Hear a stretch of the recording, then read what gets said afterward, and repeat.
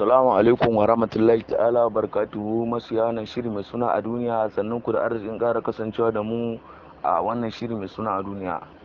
To duk dai wanda yake kallon wato ainihin Hausa series ya san fahimtar shiri shine wato ainihin gundarin shirin.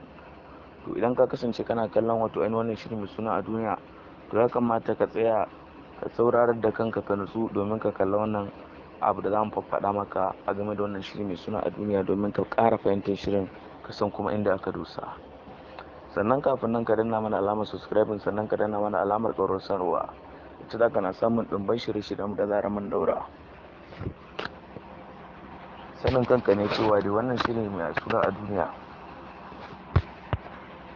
shiri ne wanda muka kai wajen muka kusa shekara guda muna kawo muku shi, wato tun daga kashi na 1 har yanzu muna kashi na 62, inda yanzu wato ainihin kuna jiran kashi na 63.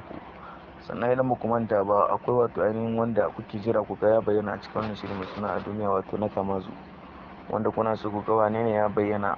Ma'ana dai na kamazu ya kasance yayan abale ne. Sannan kuma kun jira tun a kusan kashi na 30 muke bayyana muku cewa na kamazu zai bayyana a matsayin yayan abale, sannan kuma har yanzu ga ya bayyana ba. To dai kuma kun kalla wato ainihin Adam Izango ya bayyana da wani suna na daban wanda ba suna na kamazun ba.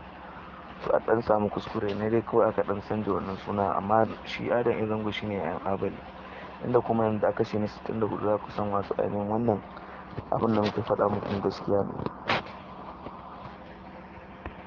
Sannan kuma wato ainihin na kamazun nan, duk da shi wato ainihin kana baro baya tsoron kowa sai dai gwamnati da 'yan sanda, to amma na yana tsoron wato ainihin Adam Izango.